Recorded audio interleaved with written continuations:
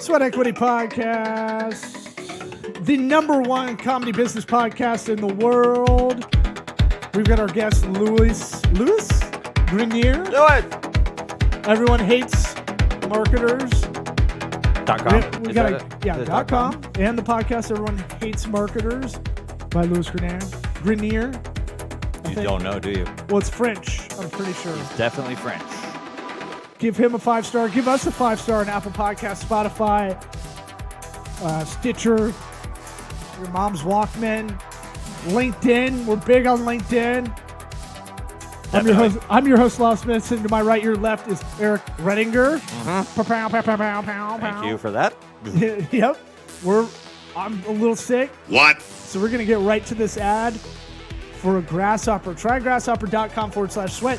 Gets you $75 off an annual plan. What's Grasshopper, you say? Well, it's a business phone line. Do you have a Google Voice number going to your business? Fuck that shit. Do you have your phone number going to your business line? Fuck that shit. Try grasshopper.com/sweat. Get you $75 off an annual phone plan. Pick your own vanity number, like 1-800-BUY-TITS. Okay, I'm sure that's not taken. Probably taken. 1-800-WOKE-TIT. You're not going to come up with one that's not taken. I just did. Especially 1-800. They used all those. And they went to 1-888 and then WOKE-TIT. on You down can do the line. local. You can do 1-800 numbers. You can do 188 numbers. 1-855 WOKE-TIT. That's why all the 1-800 numbers are gone. Yeah, because all the Not why, but that's the good the ones. result of it. Point being, go on Grasshopper. Try grasshopper.com/sweat. You don't get the $75 off the annual plan unless you go to try grasshopper.com/sweat. Like Keith Sweat. Like Montez Sweat. Yeah. Try grasshopper.com/sweat. Get you that $75 off an annual plan for your business phone line. Don't be a jabroni and have it go to your personal cell phone. Don't do it. It's the worst. Hello? Is this the business I was trying to call? Hello? Who? Hello? Who?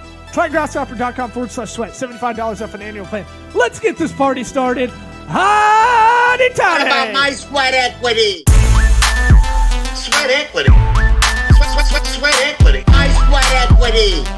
My sweat equity.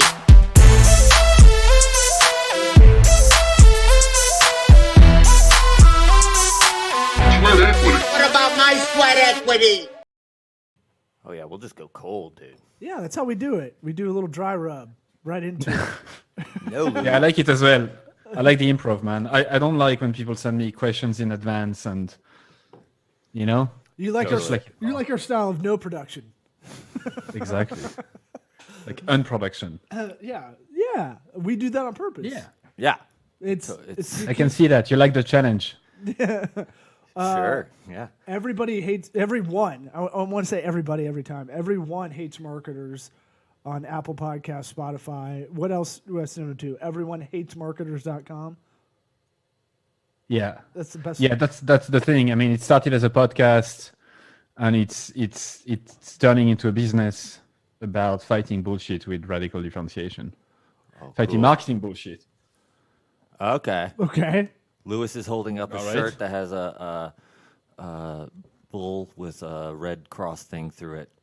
No bullshit. Yeah, Well, no it looks like bullshit. it's anti-bull, but it's all. Oh, it's Oh, shitting. yeah, Okay, we it is we shitting. couldn't There's see a the turd. shit. Okay, Yeah. there's It's actually a turd. shitting. If there was no shit, it would be anti-bull, which Gotcha. Yeah, you that's know, just doesn't weird. make I a lot like of beef. sense. Well, you could be. Yeah, exactly. If you can make a case for anti-bull, I could go for it. Yeah. Maybe you're a bear market guy. You're not a bull market guy. Mm. Yeah, yeah. See how we spun that into a good thing? That's how That we is do a it. white man joke there.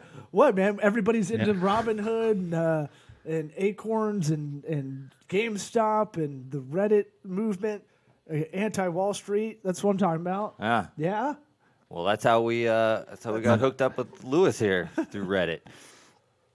Yeah. That. Yeah. Well, Yeah. I find your whole Weird.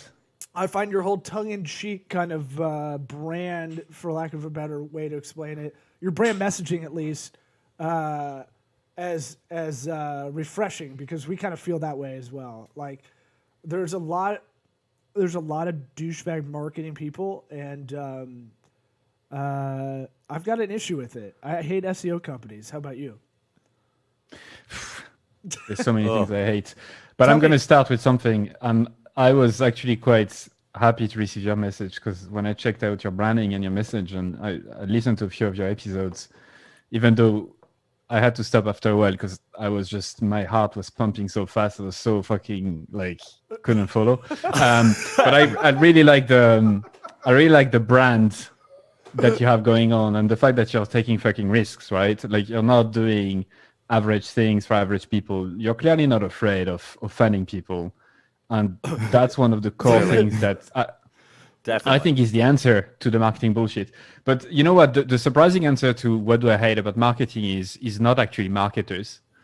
I hate the system that make some marketers having to do what they have to do to fucking keep their job, please their boss, feed their family. You know, like pressure is immense on marketers nowadays, now more than ever with COVID, with bosses who don't understand what marketing is, thinking that marketing is just fucking promotion, and where they have no say about the product they're selling. So it's a tongue-in-cheek business, like the entire message, but I don't blame marketers. I tend to blame others who are forcing them, or some of them at least, to do this. Like a lot of things, it's definitely complex and it's a 3D kind of look, but it's definitely the thing of like, I think there's a lot of bullshit on the marketing side, and I empathize with that. Everyone hates marketers because there's a lot of people that do love the churn. They love the churn. They don't care because they can hide behind a keyboard. I've got a disdain for that. I'm with you on the other side. The good ones, it's not a lot of their fault sometimes. It's usually the client side or the boss side, I should say. And I think an easy, I mean, quote unquote easy, a simple to understand concept that is not that easy to implement is to think about it in terms of first principles, which are the things that will never change. And when you think about it this way, what are the things that will never change about marketing? It's always about people, understanding them, giving them what they want, giving them a good fucking product, making sure they talk about it to their friends, giving them like something that they can talk about. And when you deviate from that and obsess over specific channels, at the time we're recording this, like Clubhouse is a fucking brand new fucking thing. I just Whoa. Everyone is on it. I just sent Dude. Eric the link to it. Yeah, That's so weird. We were just talking about it course 20 you minutes were. ago. because it's the Which the is trend. great. It's mid-February 2021. Which is fine, man. Like I don't diss the channel. I think it's a great idea, no problem there. But the problem is when marketers obsess over that instead of obsessing over the customers, they tend to forget the bigger picture, and it's not going to solve your business problem whether you're on Clubhouse or not. So it's those type of things that I try to preach through the podcast, and now it's turning into something a bit bigger. And thanks so much for your time and for inviting me and asking those questions. It means a lot. Is that it? Are you Thanks done? for having Bye. us. See you later. Thanks for having me. Is this you have to explain Clubhouse to us because we don't even get it. Yeah. So All right, so I don't even know. I- That's the thing. Like someone will go, "We got to get on Clubhouse." I know what you're talking about. He told it to me. I said, no. I said, no, I'm not. No. To be fair, most of the don't links care I what it send is. them are pretty bad. So Whatever black are you guys- dick fucking app this is, no thanks. what's wrong with Black Dick? have you watched? Are you a fan of The Office, the TV show? Sure. Yeah. All right. So you know the scene when Oscar comes to Michael and say we have a surplus, and Michael doesn't understand what the fuck it means. So he said, "Can you explain it like I'm 8?" Right. So do you want me to explain it like you're 8 or like you're 5? That's this whole show. Explain it to me like I'm 5. Yeah, we're Reddit. We'll go right. Reddit. Explain it to So- me like our 5. Imagine you have a lot of time in your hand, right? Okay. Yeah. And you just talk shit to each other. But instead of having just the two of you talking shit, you have 300 people listening to you talking shit Interesting. at a specific time. So- No, but like it's just audio first, audio only, and it's basically a conference call, a webinar, whatever you want to call it, that is audio only, that starts specific time with recurring ones. So you can go into a room and then every day, every week, whatever, you'll have people joining and talking. That Okay. sounds annoying. It sounds. Yes. It sounds Sounds like an obligation. right. Like It sounds like it's gonna kill. I mean, people say it's gonna kill podcasting, and people No. say a lot of things, but that's the bullshit, and that's the problem. So first principles: where do your people hang out? if by all means, if all your people are like super edgy, super early adopters, people who just love the new and the shiny in the startup world and who love the fucking hustle in San Francisco, then you're very likely to have Clubhouse to be your first channel you need to be in. If you're selling to elderlies in whatever, like you're selling them like stuff to go up the stairs or whatever, don't go on Clubhouse. Yeah. Well, we're in Florida, so we're all elderly all the time. You know that market, right? We You know love that it. very well. Well, we love it. We're jitterbug cell phone kind of marketers. You know, we're electric or medical device kind of marketers over here. But it's one of those things where we're in the comedy world too, so we know comedians are actually pretty good about getting on the first kind of thing because they're such attention whores. So it's funny, as soon as I signed up from someone that's more of an serial entrepreneur, more in that Bay Area kind of thing, I got the invite. I see all the comedians I know that are in it already because they're trying to whore themselves out as fast as possible, which I think is funny. And if they can talk shit, I mean, that's the second favorite thing. I mean, of yeah, a comedian. that is kind of. I mean, that's what this podcast kind of is in a way, but Really? a little bit. We want to talk shit. Didn't notice. We've had people on to be a little bit more caustic and kind of, more or less. If we like people, we're not going to shit on them, but it's not. I don't know. We've definitely had guests who were like, "Oh, this guy. Okay, let's get him on, see what he does." Not you, Louis. Just, no. Yeah, right. That was us. Well, we saw. And you're in Ireland. Let me guess, because you're smarter. You're getting the tax break. Is that why you're there? Yeah, let's reinvent history.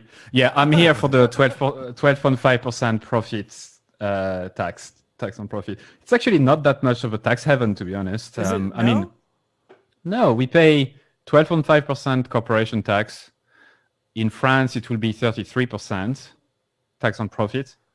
It's not that crazy. Like, I think there's this reputation because of stories with Facebook being here. Now, if you are a wanker and you are Facebook and you want to save tax, then because you're in Europe, then you can use loopholes within Europe by incorporating a lot of shit in Luxembourg because you're based in Ireland. Like, so it's not as simple as me as a small entrepreneur. Oh, I thought I don't benefit from any tax break. I definitely thought Ireland was the spot to go for the tax break for like digital marketers and stuff. No, that's really? Horseshit. Interesting. Maybe it is on that bigger level where they do have those offices there for that purpose because it's the least. It sounds like it's the least expensive of all. Your gateway to Europe. No, it's not. I do. I mean, to be honest, I do like the way. I'm gonna take so much shit for this, but I do like the way the British, the Irish, the Americans do business compared to like the French. Yeah, that's right. I've actually never worked in France apart from being like in a fast food employee in supermarket. Okay. So I don't really know the actual business and the way, but I do enjoy the no bullshit. I do enjoy the fact that you can stick your head out and people will most likely like that. While in France, the culture is a bit more the other way. Like, shut the fuck up, level down. Don't really show too much wealth, too much success, whatever, because people are going to feel jealous or you're up to no good. So I do prefer that. And just to answer briefly the question, the reason why I'm in Ireland is just because I was doing an internship 10 years ago here after studying in business school in France. And I stayed. Met my wife, my now wife. And yeah, I'm in Dublin for the last 10 years. Oh, nice. Yeah. I mean, how is it over there? How is the scene, I guess, on the digital marketing side or the, I don't want to say nomad marketer, but like, I just feel like there's a lot of, I know you said you've been there. You've been the opposite of a nomad, basically, it sounds like. But how is the entrepreneurial kind of scene there? I'm curious. It's a small scene. I mean, the Republic of Ireland has only 4.5 million people, which I'm pretty sure is less than Florida, for example, right? Definitely. Or even less than fucking Miami. You're less than probably the middle of Florida. If you put us and Orlando together, yeah. So it's tiny. I mean, I used to go to startup weekends, which are like weekends where you just go and invent a fucking idea and then group with people you don't know. And then you pitch something on the Sunday and then on the Monday you forget that everyone existed. So there is a few people who are like very kind of startup-y, talking about startups all day, every day, incubators and stuff, but it's quite small. So you kind of know them all once you do one. Right. I would challenge you saying that there is no digital marketing side, because digital marketing doesn't exist. There's marketing, but maybe sometimes it's digital. Yeah. But yeah, No. Debate. You're doing it with a smize on your face, and it's fine.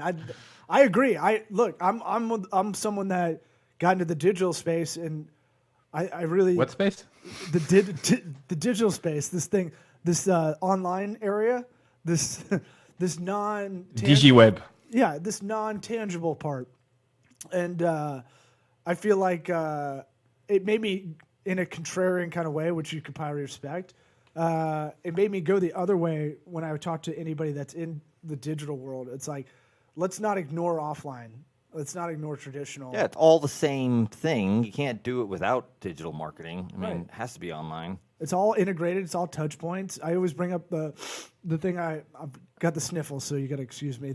Stop doing blow, dude. Dude, I wish. I wish it wasn't post-nasal drip, which is the lamest sounding like sickness. I'm sorry, I got Right. post-nasal drip.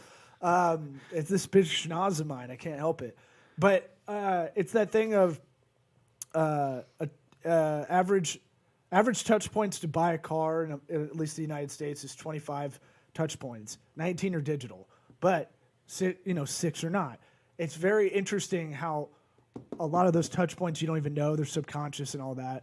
But Yep. it doesn't eliminate the fact that there is traditional value, and you need to have that touch point there.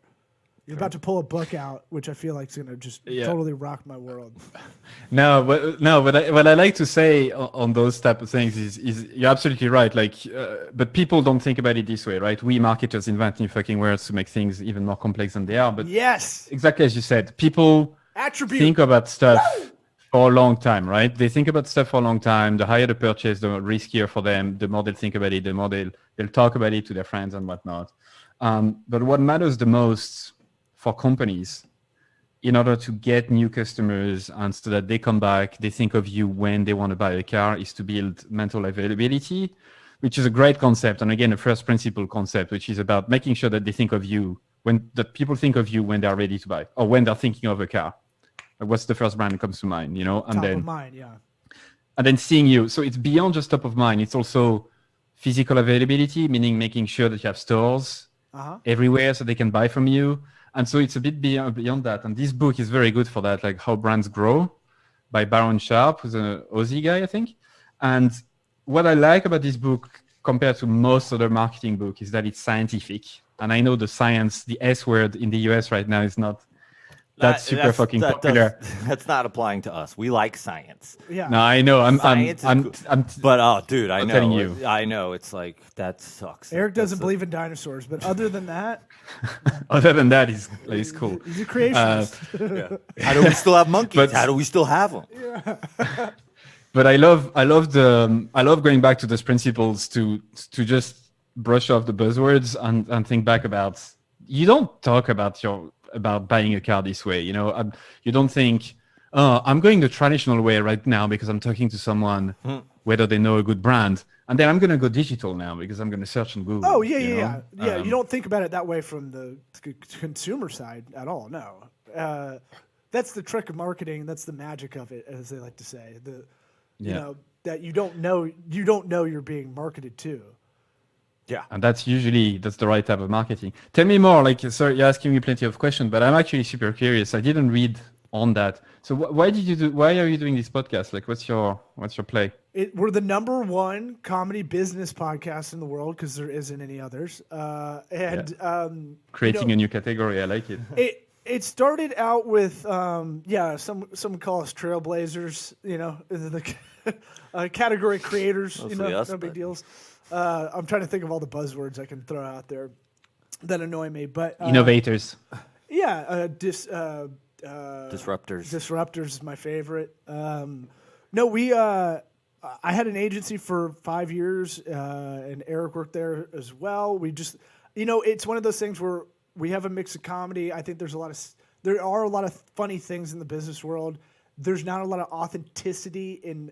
I see like LinkedIn is the opposite of content that you would call authentic, and I thought there was a good lane for this kind of, professional world meets like kind of real stand-up talk in a way. Yeah, we definitely have that creative monkey on our back that we want to produce things, and for us, we find ourselves funny. But so we think that, we'll sit down and talk for a while. And should I change the camera so people can't see how disgusting you are? What, all my Jesus jizz rags on Christ, here? Dude. Here. Look at this shit, dude. Come on, man. What? They just have my bugs on it. No, my thing was like, the talks I have with people behind closed doors are way more interesting. Here's the other thing. We know what we don't know.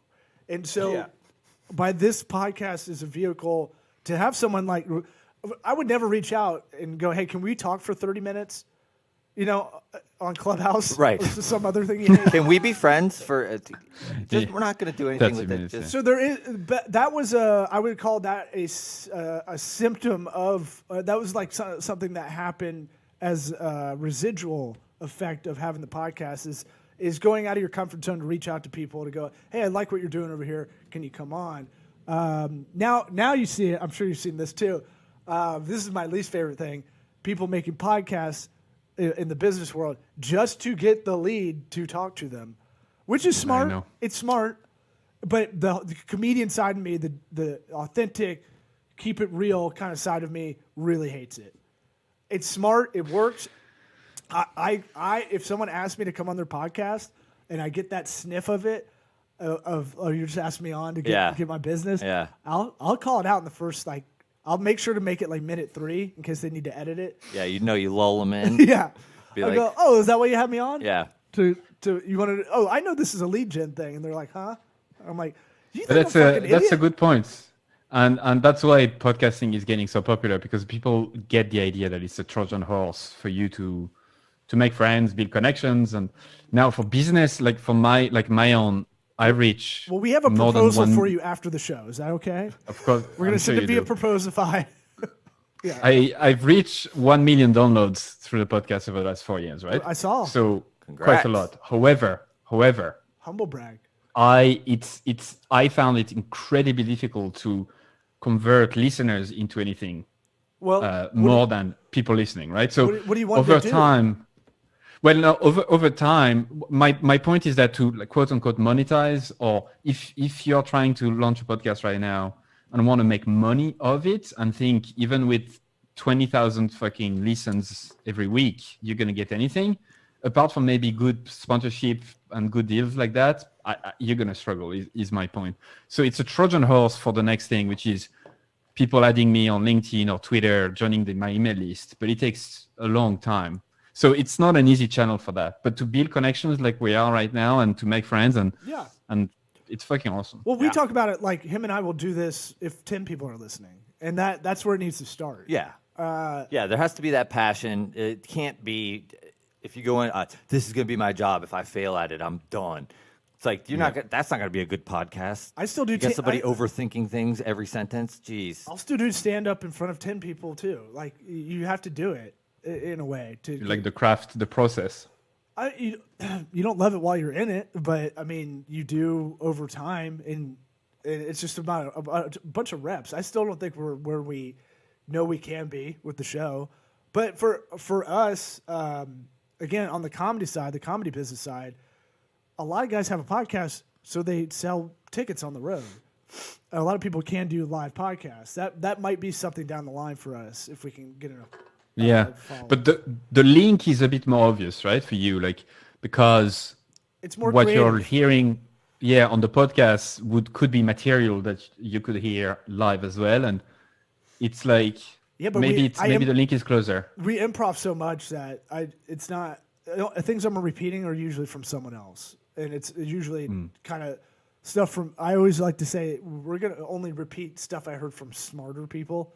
It's not stuff I'm coming up with whole cloth. I mean, that's all business to me, right? Mm-hmm. Business is going, they do this well, we're going to do this a little bit better. We're going to copy what they did, and we're going to do it a little bit better or different or whatever you want to call it. So what brought you, I'm curious, what frustration brought you to the contrarian brand of everyone hates marketers?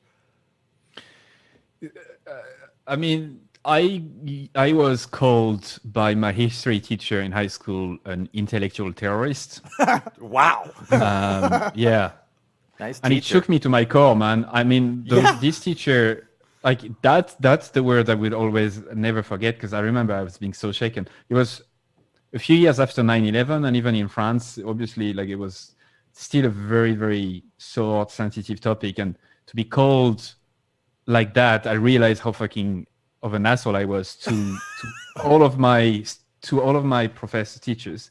So I used to try to find flaws in their thinking all the time, and to the point where it's just I think been part of my psyche after, like it just constantly trying to pick and poke holes. And I did that with my parents, friends, everyone. Were you class clown?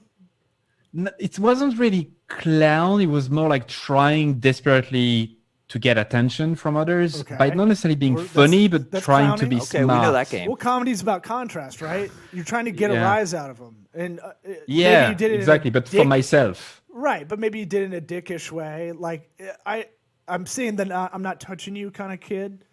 You know, puts the hands in the face. Y'all have those kids. Yeah, that Right. kind of shit, maybe. It's like, Yeah. I'm not touching you. Not Yeah, I'm touching not you. touching you. You're It's like, God. To get a reaction. right. To get a reaction, you know? And so it never really left me, but I kind of forgot it when I started in marketing, and I forgot that was my edge. That was the reason why I was in marketing, was actually to make people react and find new ways to make people react and to make people do what we'd like them to do, you know? And in the start of my career, I did crazy, stupid black hat stuff that never really worked, like stuffing keywords into a page, and you know. Yeah. Don't Yeah. don't put your Well, thumb at me. Lot. And Lot it's of fine. do Like that. I don't. Blackest hat.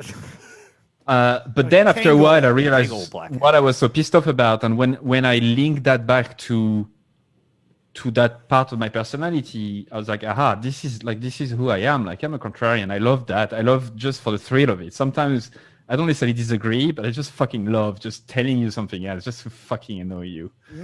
Yeah. Yeah. Yeah. Sounds like we're cut from the same cloth. Yeah, I can see Have you that. been told you would have made a good lawyer?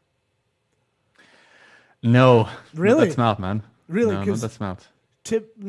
It's typically more. You don't have to be. Well, maybe the attorney field has lowered here in the United States lately, but everybody's like, if you have a strong angle and you're kind of a contrarian, you can kind of see. I see it as a plus. I've always thought of myself in a similar way. So, Plus the law's different in Europe. You know. oh yeah, maybe. I mean, maybe it's a little. I don't know. Maybe it's not as. way different rules. You know. You don't have 3,000 billboards for attorneys over there. Yeah. No, you can't. As a lawyer, you can't advertise in France Yeah, I would say that would make at it all. so definitely different. right. They are treated as big business. But I get it. I get exactly the point. My dad wanted to be a lawyer for the same reason. He's like an asshole just like me, Well- and he kind of lost his way. But- Became a teacher. Comedians do the same thing. Look at Bill Burr. You'll watch his stand-up. What he does in the last couple. He's the best example because he will take the opposite angle of what's popular, and he will make you think about it.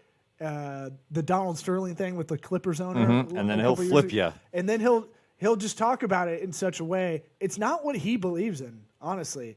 A lot of the time, he just knows that angle is going to get a rise out of you. He just wants you to see the other side, and that's I see that in good debaters. I see that in good. Just listen to Elon Musk on Rogan, and he does it in a different way. Elon Musk's talking about like, I just don't spend time in things that don't make sense to me. It basically is his milieu, and so it's like he's a contrarian in the fact that he doesn't get caught up in the bullshit, and his way of thinking. So what? I run 5 businesses. So what? And everybody's like, well, that seems like a lot. Oh, and he's like, I know. I hire good people. He is the most pragmatic guy of all time because he's just like, I don't think about anything like that. I don't spend any effort in that area, which is interesting. I want to make sure. But that's exactly it. Right. But your contrarian's not a bad thing. It's a pejorative mostly, I'd say. It's seeing both sides. It's a well-rounded thing as long as you're not a dick about it. You know, it's a skill Yeah, you keep telling us to you're not a be dick. dug in No. on something all the time. You know. If you're an asshole, 'cause we're I was- going to believe you. I was adding an extra. I think there was the extra edge of the wrong tone, the wrong Sure. timing, maybe all of that. But now I'm using it for good. How about this? I found out I could be a dick on stage as long as I smile. As long as I'm going like this, everything's all right, Yeah. right? Yeah. No one's trying to wait Wipe for that me after. smile right off your No one's face. waiting for me after a show. I'm just at a barbecue, man. Well, I want to make sure to ask this question because we'll have you back on. We try to keep these episodes pretty short. What if you could travel back in time and you could see your 13-year-old asshole dickish self in history class? Doesn't have to be a history class. But if you could travel back in time and give your 13-year-old self some advice, what would that advice be? Well, it's the most cliche answer, but people who went through that journey will understand. I'm pretty sure the two of you will understand because you're both creative people. Is to follow my gut a bit more. I think sometimes your body, your mind tells you to follow something because there is this energy in it. Like you want to do it because you fucking want to do it. Mm-hmm. And I wish I followed that instead of like forcing myself not to. So I would tell I would tell my 13-year-old self to do that and follow what excites him, to not feel like it's geeky to go on the internet all the time and pursue that because I was just fucking energized by it. So. Any specific story? I feel like I can see the wheels churning on a couple of things that are right in your Right smile. Yeah. I was the first one of all my friends who have high-speed internet, right? Okay. So porn. And exactly. Yeah. World of Warcraft 3, kind of shit like that. But not only, like I was following like a few blogs on business and whatnot and psychology stuff. Like I read a few books at my brother's place about psychology when I was young, and that fired me up, man. And I kind of forgot about it for a while until I came back to it, because you see the psychological stuff, like the psychological bias and stuff, was another way to get a reaction out of people, to elicit something. And yeah, I wish I had known that from the start, but it's part of the journey. So Hey, for a marketer, I mean, psychology is everything. You know, Absolutely. That's all huge. business is. Yeah. Business is just basic psychology. I think. I don't know. Yeah. All right. Absolutely. Well, let's have you back on pretty soon, like a month. We'll probably have more pointed stuff to hit you with, but I can definitely see you'd be a great guest to Yeah, kinda man. continue It to was come fun. on. That was great. Love it. Well, thanks so much for taking the time in those weird fucking times. No, Yeah. hey, I And- apologize for rescheduling last week. We didn't have internet or something. So, So good. hey, we'll definitely have you back on because I want to see. I want to listen to a few of your podcasts. Yeah, man. Maybe chew the Do. fat on some of those. All right, bud. Thanks, man. Thanks for your time, and let me know when you want to do that again, okay? For sure. Definitely. Thank you. All right, buddy. See ya. Equity.